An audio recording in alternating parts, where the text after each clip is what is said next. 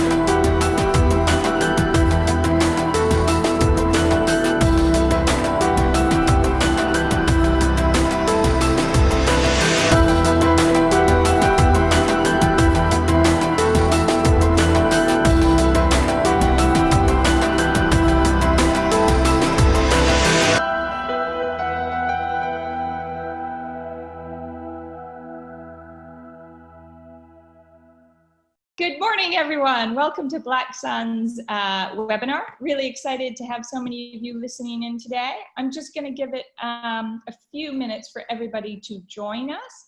And if you wouldn't mind, those of you that are already on the line, if you would kindly do the polling questions, that would be really helpful for us to tailor our presentation for you today. Just while we're waiting for everybody to join again, just wanted to say, for those of you that didn't know, it was Canada Day yesterday, and Canada was 153 years old. And I'm sure my team, one of the benefits of not being in the office is not having me talk about Canada all day yesterday. So I just thought I would drop that into the conversation today. For those of you joining us now, this is the second of 4 webinars around our annual research piece on trends in corporate reporting.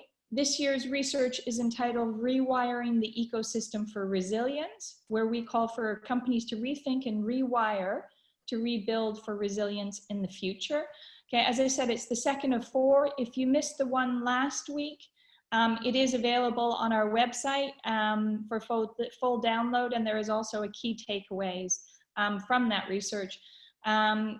Those of you that have joined us in the past know that we usually have a big event where we launch the research, and we have a couple of panel discussions, and then we have some roundtable discussions. So we're trying to really recreate that in the online environment. So this is the second launch of the research. Next week, we're going to have an investor panel to understand what investors are looking for from corporates.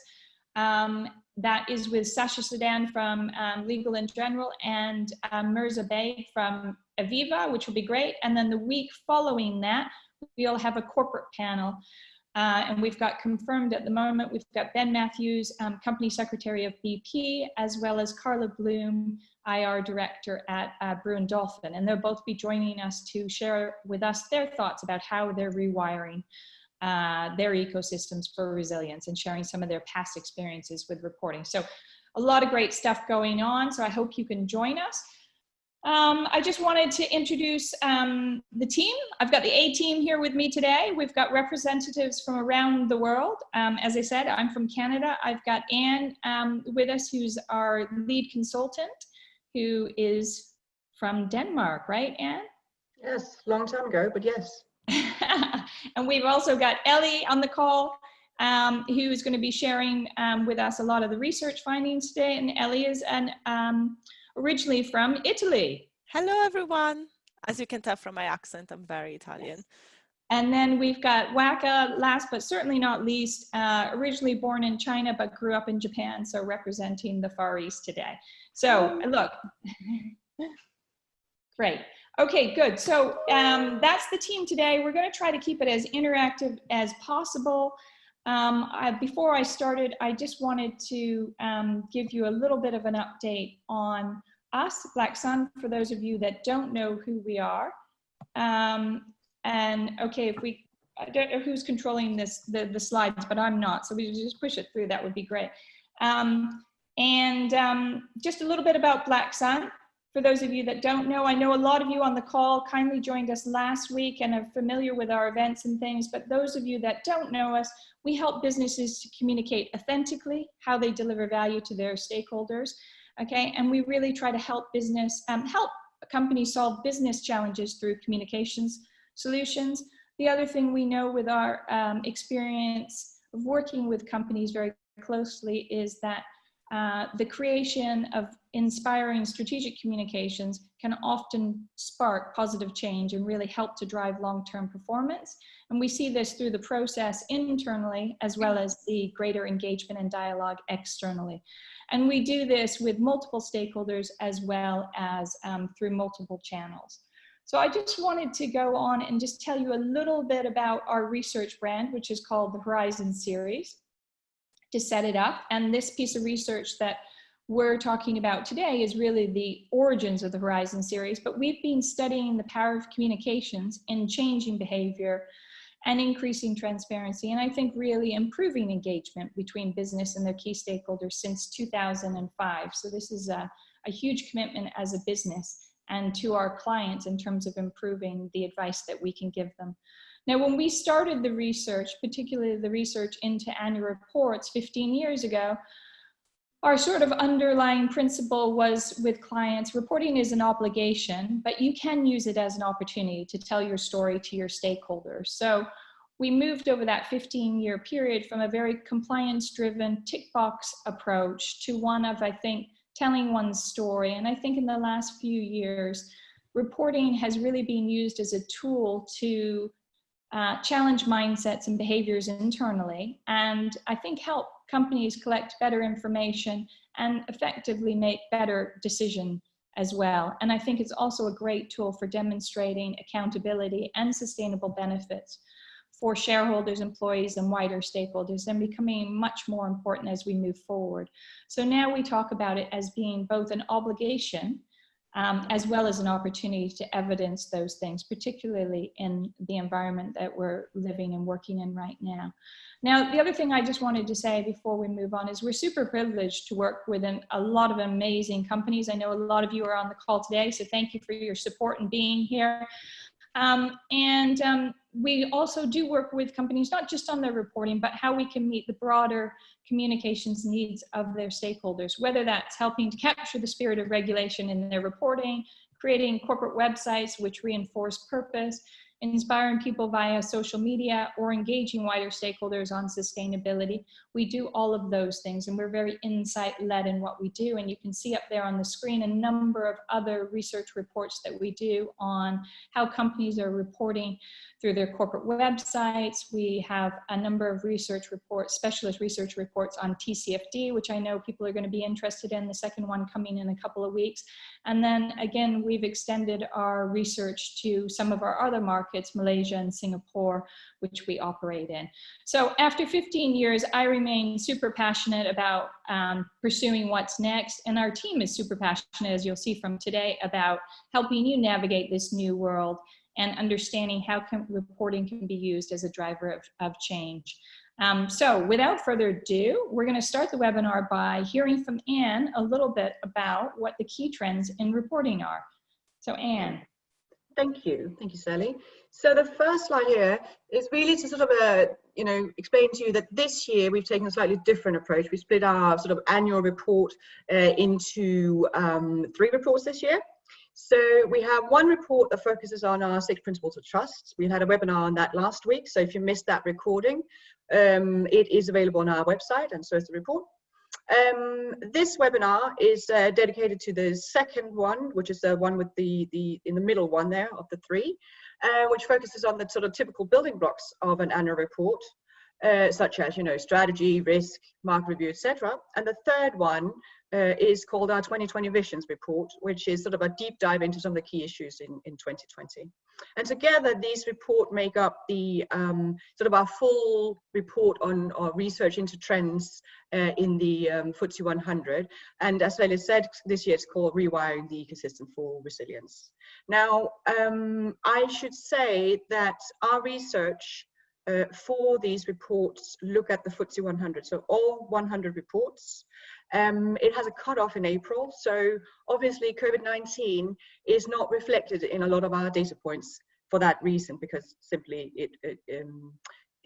many companies didn't report on it, had written all of their content by the time that we, December year ends published. So I think it's also important to highlight that all of these reports are heavily influenced by regulatory change in the UK at the moment, with the UK code, with the strategic reporting guidance, with the miscellaneous reporting regulations, all of those coming into force this year. I mean, we've all been working towards this for a number of years, but this is really the year that it counts. So I just wanted to take this opportunity just to highlight again the 6 principles of trust. So our previous report, the one that we published last week, which is, you might remember we developed last year these 6 sort of themes that individually and collectively are crucial for sort of re-establishing trust in corporates. And as you can see here, these are purpose, there are stakeholder engagement, culture, cognitive diversity, responsible business, and long-term thinking and transformation. So, I mean, I won't go into great details on the findings of this report, because the focus is on our building blocks today. But I think it's fair to say that we've seen quite a lot of change this year, in particularly around sort of stakeholder engagement, around purpose, around climate change and transformation to a low carbon economy. And we expect these trends to substantially continue and increase going forward with COVID. Because COVID has almost served as sort of a accelerator for some of these issues. For instance, stakeholder engagement. We knew instinctively before that relationship with employees and customers and consumers and suppliers were important, but the COVID pandemic has really shown us what that means in practice, and that it is an ecosystem. And when one of the members of the ecosystem fail, then the rest of us fail too. So I think we're going to see a lot more of this going forward. So I just wanted to also just highlight the sort of how the principles and the building blocks that we'll talk about today intersect, and really the sort of relationship really is that whereas the building blocks are those typical elements of a report. You'll see this setting the scene in the report, you'll see the leadership statement, you'll see the business model, sort of those threads or sections of a report. The principles are themes that sort of goes across several of them. So you might, for instance, be talking about, stakeholder engagement in several of your building blocks. So they're themes, whereas the other ones are sections. So that's really how it works. Sometimes we get questions about that. But together, all of these building blocks really, they shouldn't be read or indeed written sort of as siloed sections. This is an opportunity with the annual report for companies to explain a story that is layered, and where each building block adds an additional layer to the same story, and that clearly relates to each other. So the market review should clearly highlight the key market drivers and societal trends. It should clearly set up how this impacts the company. The strategy section should talk about how the company is responding to these in a way that is not sort of easily replicable by peers, and sets out a sort of a short, medium and long-term roadmap that is aligned perhaps with purpose. The performance section should clearly identify sort of consistent long-term measures for measuring progress on strategy, and there should be a clear link between remuneration, strategy and value creation, and so on. So this is just to explain that no siloed here, a layered story basically. But before I go into any of these, in fact, I won't go into the details of what we're seeing in the building blocks. I'll hand over to Ellie and Waka to give us much more insight on that. Okay, thanks, Anne. That was a fantastic overview of the research overall. Now, Ellie's going to take us through a snapshot of the findings, but before she does that, I just wanted to encourage everybody to ask Q&As in the Q&A box. I'll be monitoring those and feeding them into the discussion as we go through some of the findings. So please do feel free to ask some of the questions, please, and we'll answer them. If we go to the summary, I think maybe, Anne? Yeah.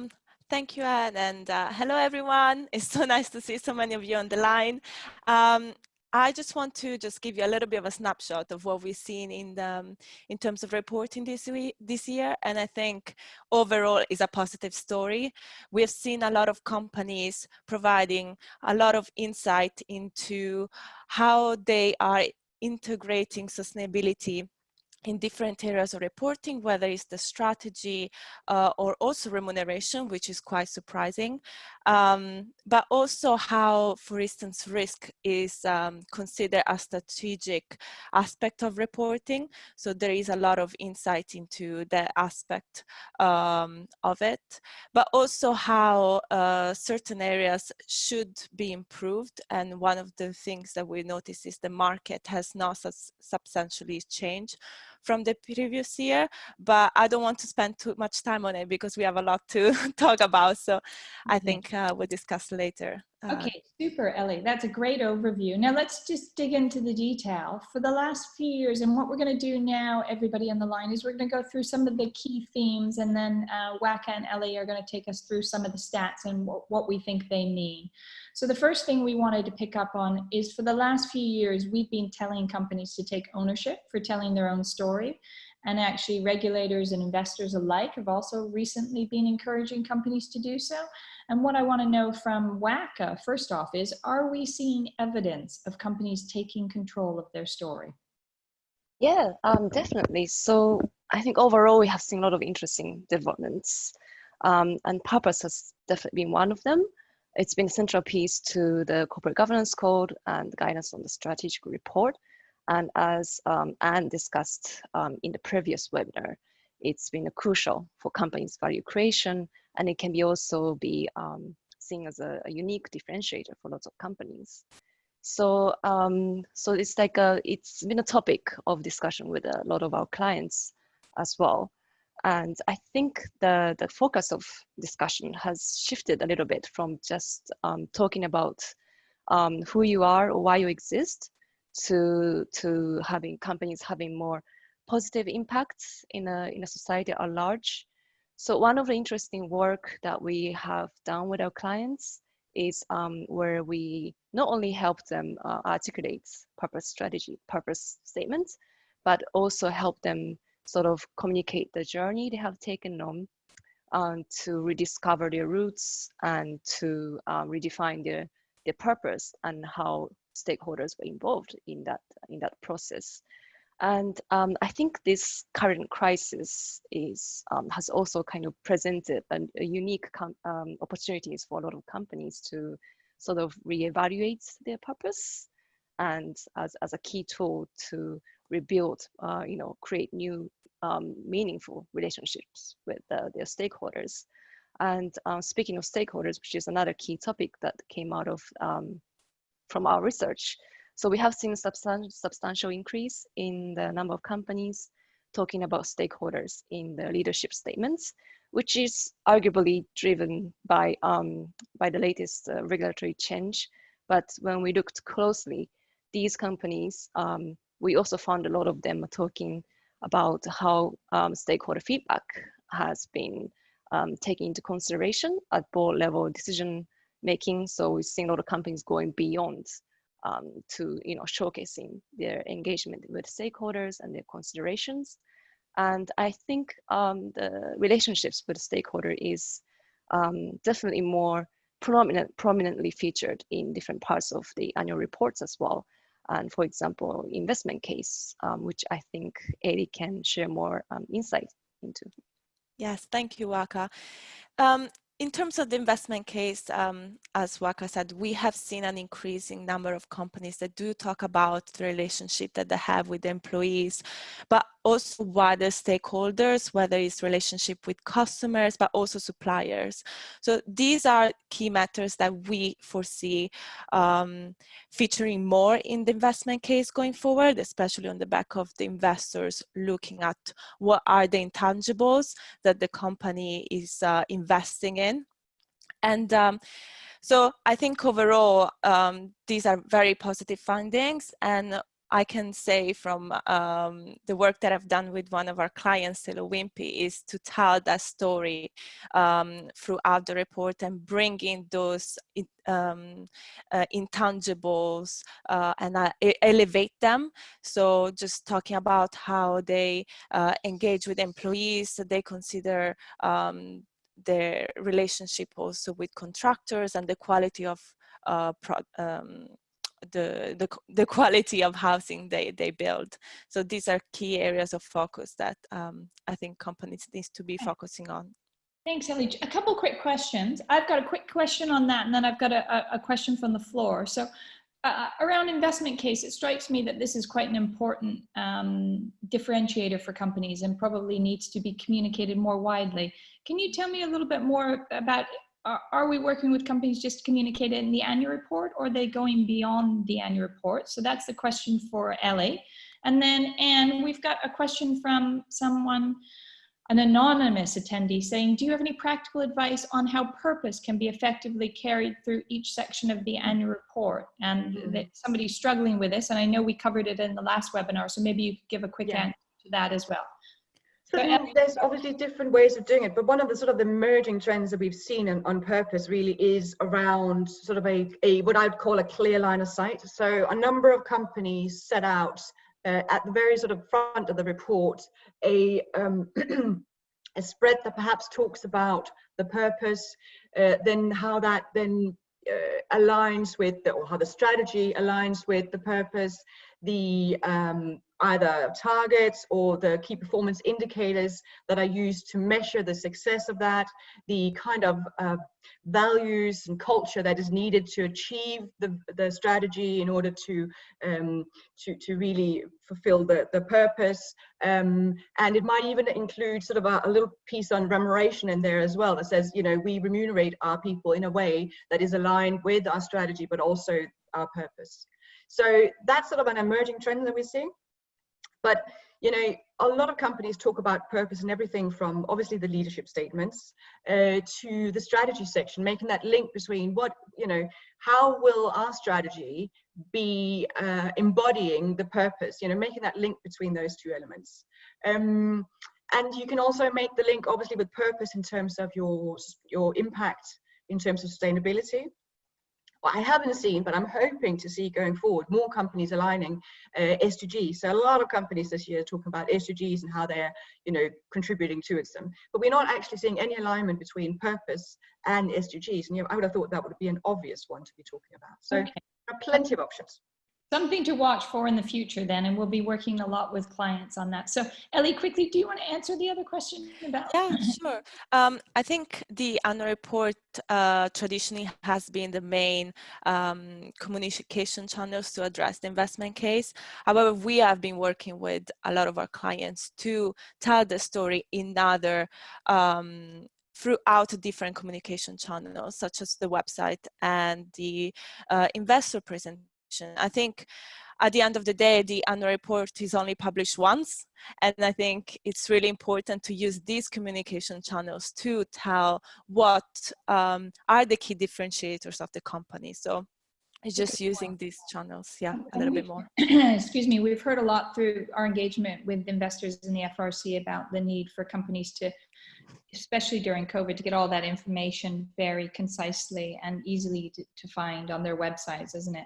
Terms of fact sheets and things about what's going on. So that's helpful. Okay, we're going to move on to the next thing then. And I really want to dig a bit deeper into this idea of sustainability and ESG issues. And to start us off, I'm going to launch another poll, if you could kindly answer, because we know that this seems to be a massive focus over particularly the last 12 or 18 months. And I want to understand from Waka and Ellie, if there are any signs of integrated thinking around sustainability and ESG factors. And we particularly think that over the last few months in COVID, there's going to be an accelerated focus on companies having to understand these things better. So where are we at now?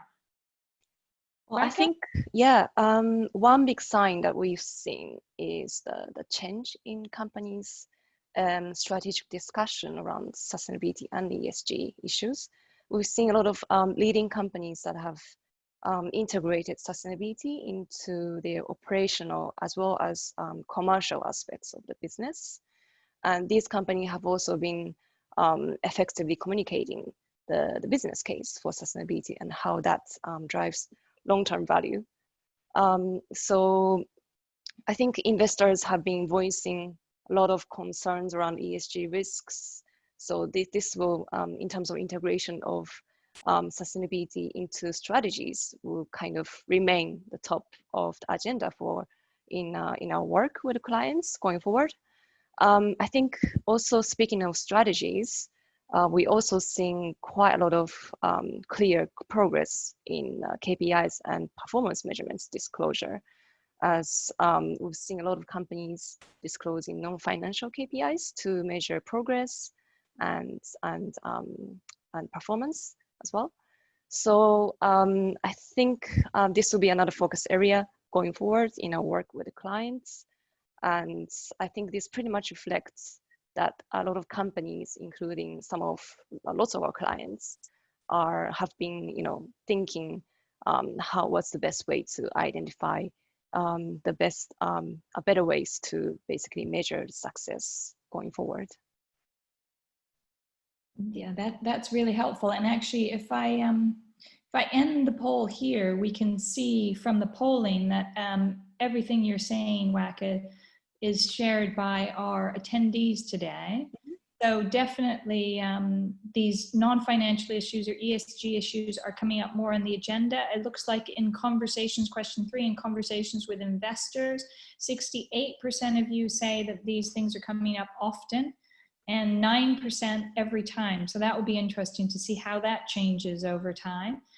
And actually, I think it's quite positive, the story about whether you have a clear sense of what the ESG issues are, the material ones to your business. So we've got actually majority of people saying that they have a grasp on it. So I think the challenge probably now is communicating on those things better, so that you're telling your story around those issues. And it looks like a lot of you are also working on integrating that into that long-term value creation story, which is fabulous. And last but not least, you're all looking to improve your disclosures over time. So that's fantastic, because we know there's a lot of focus on that. So so thank you for sharing your thoughts. And now I wanted to, one of the things you talking a little bit about in that, Waka, was risk. And I know risk is going to be a huge focus moving forward. So let's dive a bit deeper into risk and resilience and what we're seeing, Ellie. Yeah, 100%. So I think one of the key findings when we did the research is the greater level of insight that we have seen this year in terms of how strategic is risk reporting. A lot of more companies do link principal risk to the viability statement. This is a very, very insightful finding, especially because it demonstrates how companies are considering this principal risk when it comes to stress and scenario testing. Going forward, we will see more of this, especially in line with COVID and the new requirements, and a lot of focus from investors to understand how COVID might impact each principal risk. In terms of the strategic approach to risk reporting, we have seen a lot of companies that do provide information on the risk appetite. So just to put it a little bit in lame terms, if you don't mind. So risk appetite is pretty much just highlighting to what extent companies do want to pursue the risk in order to achieve their objectives. So that demonstrates the link between risk and what they want to achieve going forward. And I think this is also like something that we might see moving on next year. And in terms of greater accountability, we have seen also a number of companies that disclose the individuals that own the principal risks. This demonstrates the importance of highlighting those people that sit within the senior management team and what they're doing to mitigate those risks, and also the due diligence processes in place to ensure that their exposure to the risk are mitigated. Great, Ellie. Now, just to dive a bit deeper in terms of the risk discussion, what would we expect to see in the future, do you think? So I would expect personally to see a little bit more of discussion on the opportunities. There is a lot of, now I think companies are starting to report on this a little bit, but there is also that level of strategic insight by addressing what are the opportunities that come on the back of understanding what your risks are. Obviously with climate change being a big issue that companies have started to report on, this is definitely something that we will see going forward. Okay. Probably velocity, I would say. Velocity, you know, having seen with COVID, you know, the speed of how some things can emerge and become absolutely detrimental. I would think we'll see a lot more around sort of a velocity and speed of Yeah, absolutely. I think the impact of COVID on other principal risks will be something that I think investors would like to know more about as well. Yeah. And I have a question from one of the attendees, which is a good one. Do you think that regulation like TCFD will, excuse me, drive risk reporting further? Absolutely. I absolutely agree with that. I think this is going to be a big focus moving forward, especially in the UK with the run up to COP26. I think that there is a big opportunity for the UK to kind of demonstrate that we're doing something right in these areas. I think after Brexit and perhaps our not so great handling of COVID, I think all eyes are on the UK for what we can do around these issues. So I think there's a lot of focus and encouragement on companies to address these things. We have a special research piece coming out on TCFD reporting, and we know just initial findings, I'll drop in. We know there's been a huge increase in the number of companies reporting against TCFD, up to 67% in the FTSE 100, up from 39, I think, last year, but still not that many do all of the recommendations. So still a work in progress that we're working with clients on as well. So we'll be sharing that in more detail in another webinar. So a lot of focus on risk, and I think Ellie's point on opportunity moving forward is a really good one. So let's just move on to the next one and keep the questions coming because those are really helpful. Oh, I've got one question I missed. For those companies reporting their material issues, are they always reflected in the risk section? I know this is a bugbear of ours, so yes. to take that. I can take this one. We have seen a few companies doing that. We hope going forward to see more of this. It's just because it's better to integrate the sustainability story and how that impacts also the risk, and just building that bridge between the two, because we also understand that reporting should not, and this action should not work in silo. And I think building that bridge between sustainability and material issue and risk, and understanding what is the relationship is material. And I think that is something that investors going forward will want to see. And we have seen in our work with clients a lot better integration between those two teams, so the risk team and the sustainability teams. And I think the TCFD is really become a lever for that discussion and better, you know, communication between those two teams. And that can be equally applied to any sustainability issue in terms of the framework and the thinking. And I think the other thing that we've seen with clients as well is board level committees. There's a risk committee, they make sure that they have the sustainability representative on that committee and vice versa, so that there is that overlap at that board level, which I think is really, will be driven a lot by TCFD, as Anne said. So great, okay. So moving on, demonstrating greater accountability. And then this is a really big one. I know there's been much focus on the 2018 code and reinforcing the role of the board in setting out the company strategy and accountability in general. Excuse me. And I know from my own experience, governance reports 15 years ago had no pictures.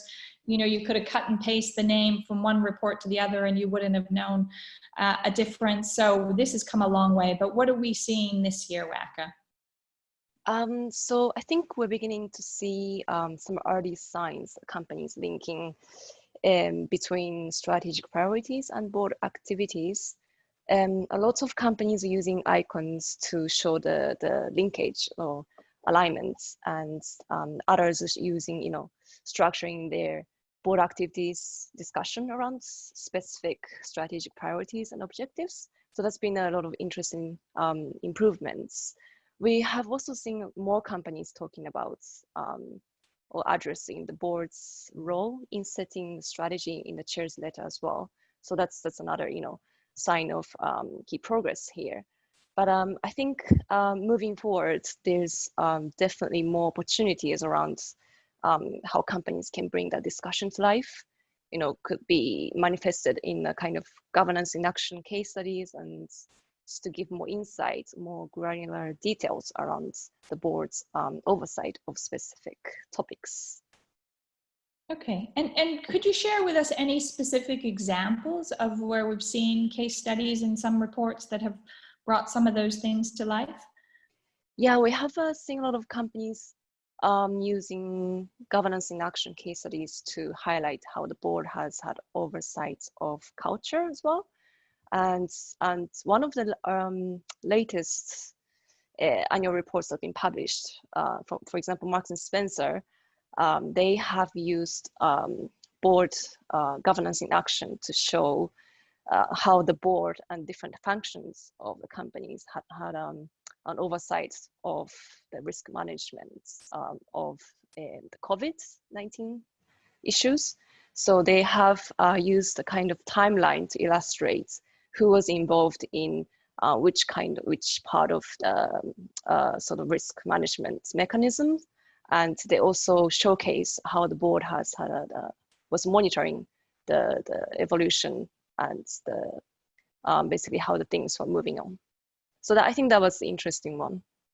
Okay, and do we expect, with all the focus on stakeholders throughout this crisis, that case studies might be a good way of demonstrating how decisions have been made into account? Yeah, absolutely. Yes. Yeah. Early days, and I don't know if demonstrating greater accountability, we're talking about a lot of these things. We're talking about what shows up in the governance report. Maybe just picking up on the thread of connectivity through reporting. I don't know if one of you might want to answer the question, how do we demonstrate that kind of connectivity and board oversight from a strategic sense throughout an entire report rather than just in an isolated section of the report? Yeah, I can take this question, Sally. I think this is definitely a challenge when it comes to reporting. In terms of integrating that sort of oversight throughout the reporting as well, I think it's a matter to understand, obviously, at the top and what are the key priorities that the board has, but also the oversight over different parts of the report, whether it's risk, whether it's a strategy, or whether they also review how their role in the value chain and their business model. So I think it's just like waving into the different areas of the report that is also like a challenge, like I said. So it is a difficult one.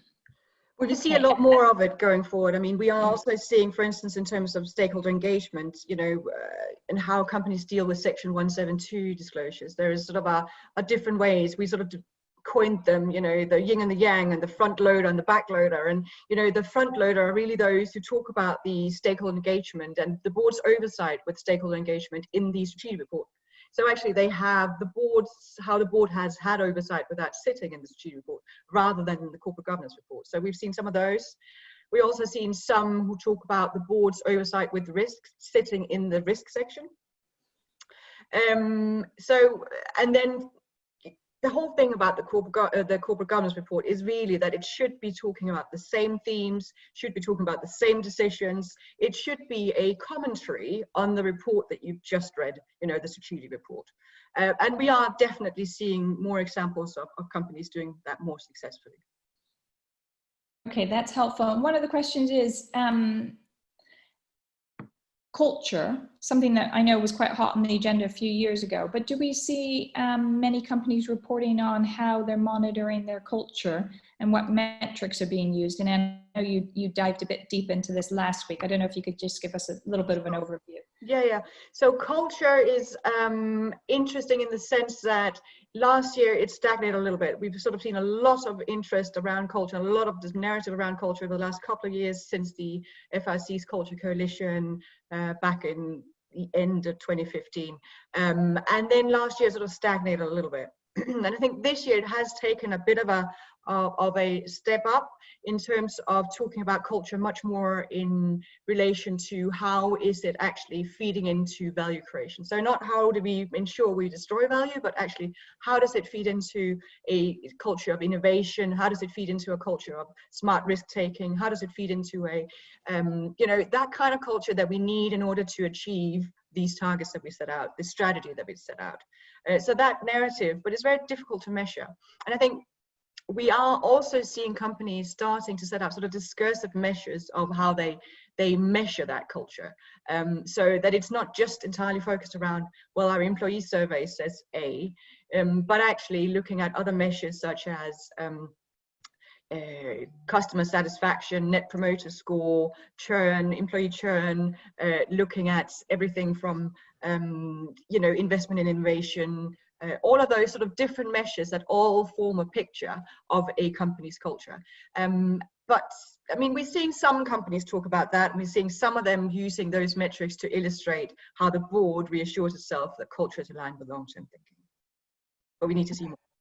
No, that's really helpful. And one of the things I know that has been on the agenda in the last couple of years with all the changes is workforce engagement, and I think that's probably going to be a much bigger focus moving forward. Are there different ways that companies are reporting against that, and anything we can learn from that might help companies in the future as we need to address? I think personally, I have seen quite a lot of companies using case studies to showcase and to introduce really the new employee engagement mechanism that company has taken on. And I think it's also important to show that why it is considered to be the best option. And there are also other companies that have used multiple of these mechanisms that's been kind of recommended by the code. So I think that's been an interesting development here, but I think we want to see more going forward in how companies can kind of showcase and provide more insights into that area. Okay, great, thank you. And one other question, I know that we've worked with a number of clients on this year in terms of actually the structure of governance reports. Do we see many people restructuring their reports to align with the elements of the code, or what's happening in terms of the approach overall? Yeah, that was a big surprise. Go ahead.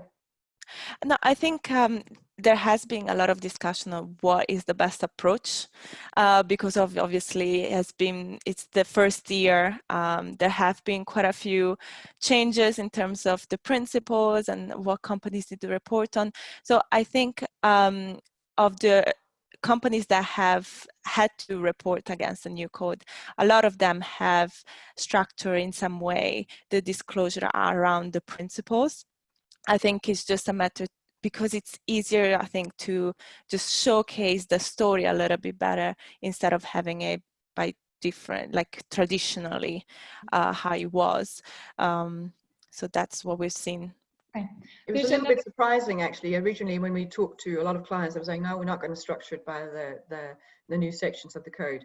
But actually, a lot more than we thought have done it, and they've done it in sort of different ways. Some will go through every element and literally structure the whole report by it. Some will set out a section in the front that goes through everything and either say, see page this for how we comply with that, see page this for how we comply with that. And some will set out a compliance statement in front that goes throughout all sections and then provide that compliance narrative in there as well. So there's sort of different ways. And then obviously there are those who have just had a checklist and made sure that they comply with all the new things, but actually haven't changed the structure substantially. Okay, here's another question on sort of structure and how companies deal with disclosure of information. So the question is about how are businesses managing a split between disclosing in their annual report and supplementary reports? So I think that's one part of the question. And then there's a question about, are you seeing a shift towards integrated reporting?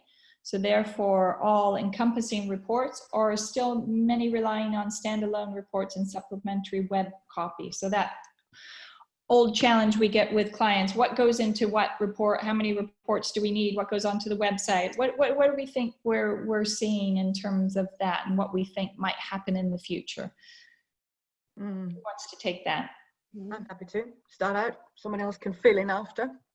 I mean, we're seeing a very small number of companies who are reducing the content in the report, making them black and white and going to that kind of format, perhaps focusing more on putting content on the website. Then we are seeing other companies who take, I would say, the core and more format, where they have all the core information, the financial material, and that includes sustainability issues, because they are also financially material, as part of that story. But it's balanced so that one part of the story does not take up proportionately too much of the information. It's all balanced so that it's proportionate to its materiality. And then they might have not a sustainability report, and that's typically an integrated report, and then they might not have a sustainability report, but they might then have a selection of other reports, whether that is a tax report, whether that's an impact report, whether that is whatever it may be that they have specific to their industry perhaps as well. And then obviously using the website much more for telling those stories. But again, it's a different format, so you need to tell the story in a much more succinct way. But we're also seeing companies, particularly when it comes to sustainability information, doing, taking different sort of approaches to sort of having sustainability content in a sort of harmonic way, where you sort of have all of that content without it taking up too much space on the website. But you still have it so that when your rankers and raters go in and want to find the right information, they can find that information on the website, but it doesn't overwhelm the ones who are just browsing. Just touch on the website disclosure points that you have mentioned, and we have also seen some emerging trends around companies taking more personalized approach to showcasing the content on the website. So we have seen some companies that let users to build their own report. So users go to the investor section and they can tick which parts of reports they see, and they kind of, to consolidate the only parts that they're interested in, and then create their own kind of personalized report. And we also have seen a company that has personalized, kind of tailored content according to different types of investors as well. So Vodafone, for example, on their annual investor relations website, they have a navigation that has different links for different types of investors, such as ESG investors, bond investors, institutional investors, and if you click on it, and it shows different types of content that's being tailored for different types of investors. So I thought that was quite interesting as well. I think in general, I know the FRC is working on the future of corporate reporting.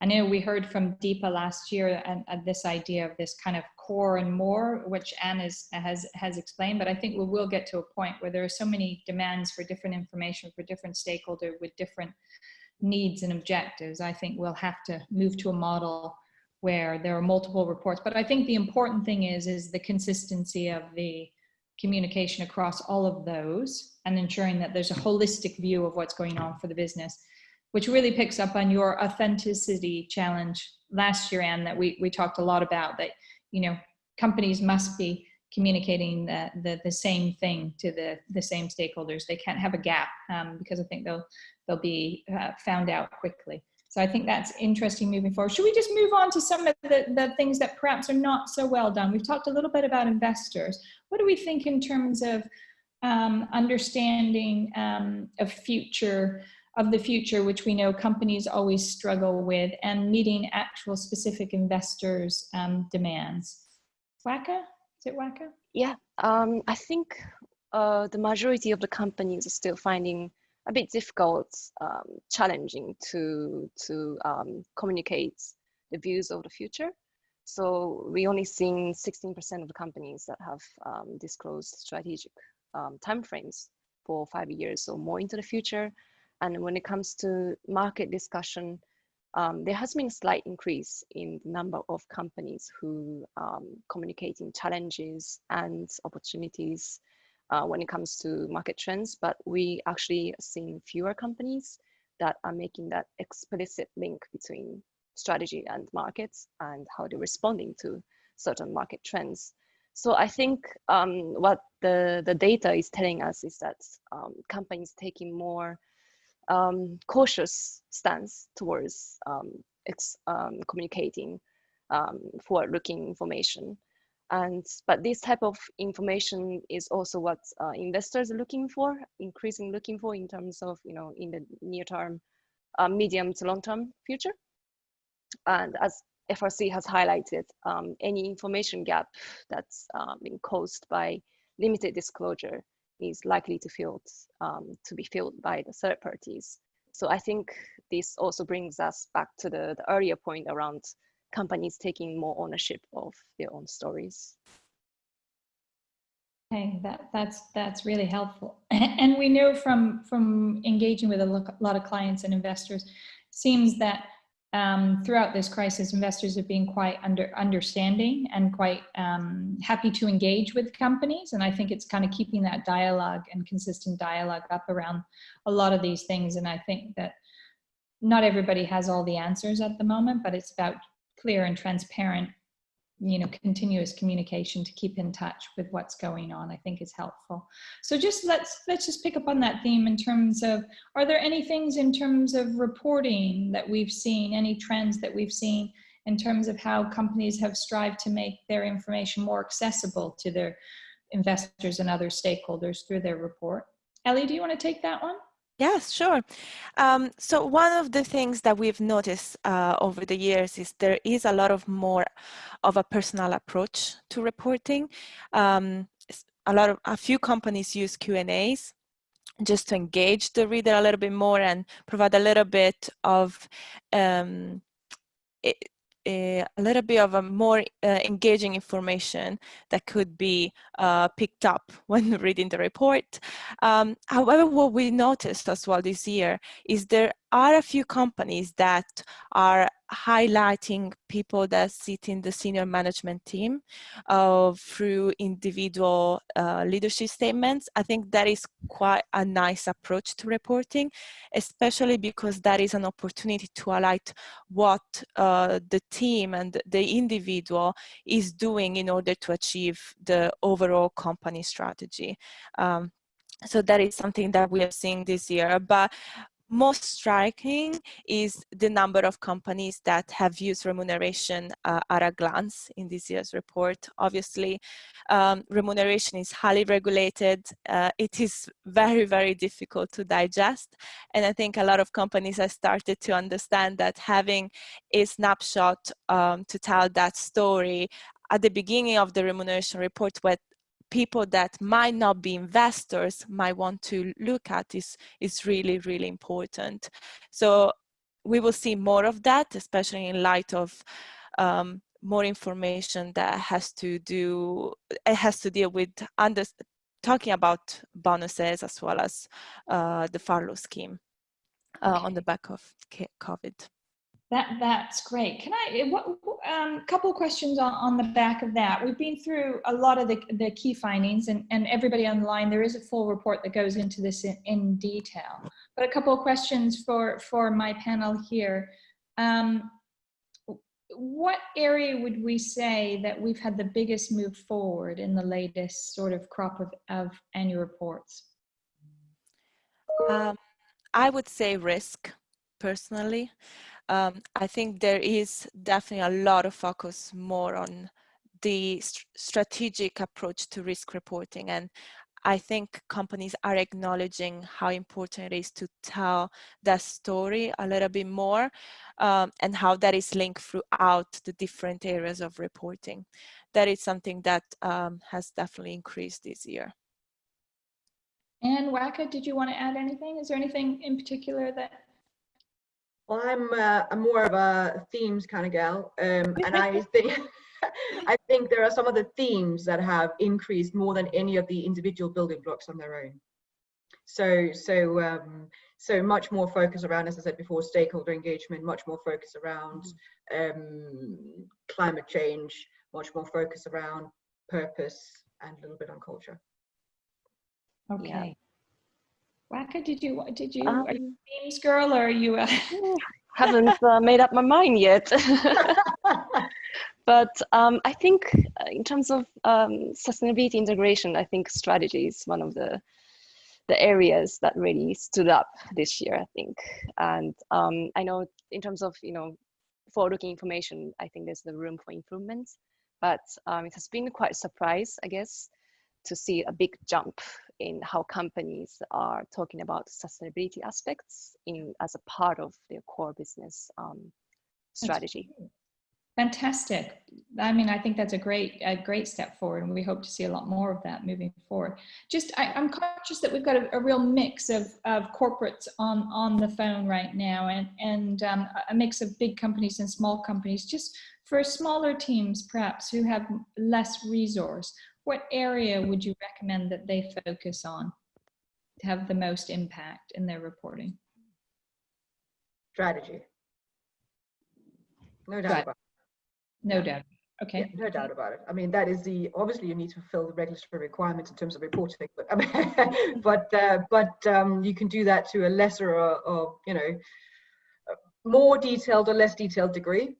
But strategy, if you can't set out your strategy in a way that both describes what you did last year, but also what you'll be doing in the short, medium, and long term, and how that relates to your market review, and how that relates to how you look at how you measure success, then what's the point of the annual report?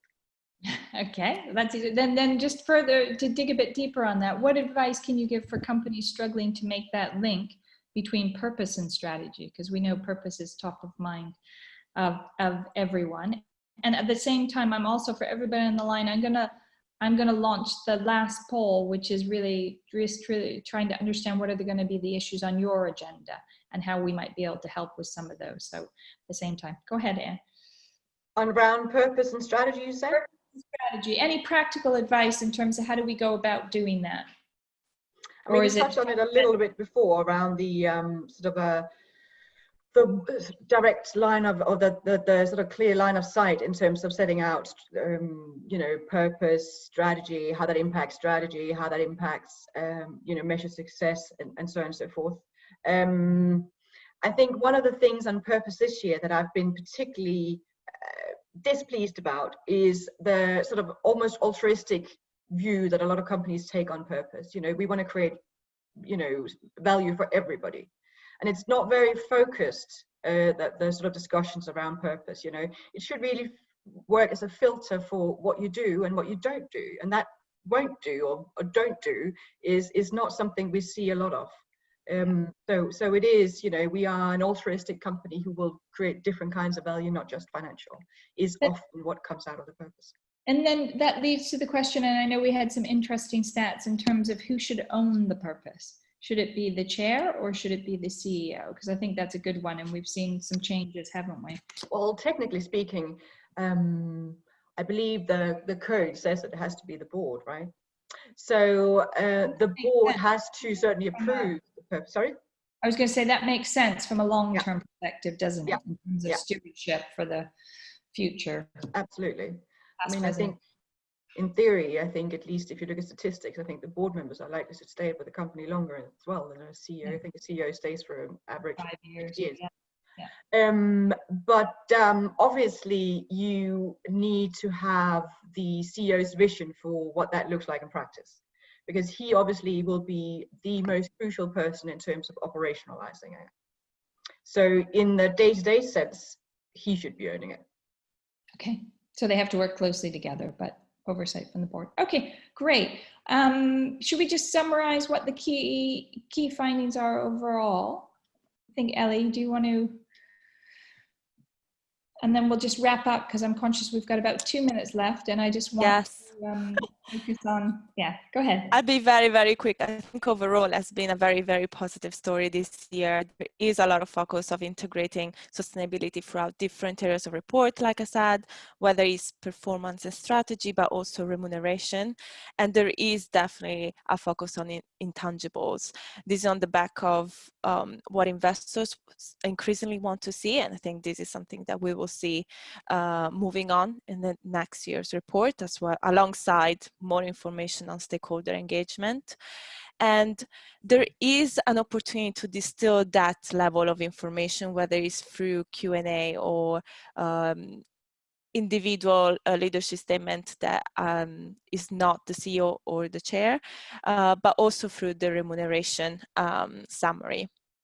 So I think it's just a matter to make the communication a little bit more authentic and just engaging. And I think this year has been particularly positive, and we hope to see that moving on. Right, and I've just launched the findings from the poll questions, and actually, interestingly, I think all of that really coincides with what you're saying, Ellie. And I thought this big question about what questions are most important to you moving forward, and 65% is, you say, meeting the communication needs of our wider stakeholders. So I think that's a really interesting one to end on. And I think that's just not about the annual report, going back to the core and more, or hub and spoke, or whatever we want to do, using your website more effectively, creating other communications platforms. I think that's a real opportunity moving forward, and also a necessity, as I said before, for companies to do that better. So if we just run through the last couple of slides, I just want to talk to you quickly, leave you on tips for better communications, think integrated, be authentic, and build your story over time. So the annual report is one point in time, but we firmly believe in using it as a platform to communicate consistently and throughout the year. And then if I just wanted to leave you with what we're doing in the future, I mentioned it in the beginning, but we've got 2 webinars over the next 2 weeks, one with investors and one with corporates. So we would love to see you tune into those. Fantastic. And then just upcoming research, we've got our TCFD research, 2nd edition of that, which will come out by the end of the month. We've got our Web 100, which will be launched in early September. And then I'm also doing a little bit of a podcast series to understand and get some views on what's expected of corporates in the future around this idea of stakeholder communications. So lots going on. Love your feedback. Thank you very much for your time. Thanks to my excellent panel, the A team I had on today. It was really fun. And we'd love to hear from any of you if you need any help with any of these things or want any further insights. And thank you as well to all the clients, and no doubt we'll be in touch soon. So thanks everybody for tuning in. Have a great day. Thank you.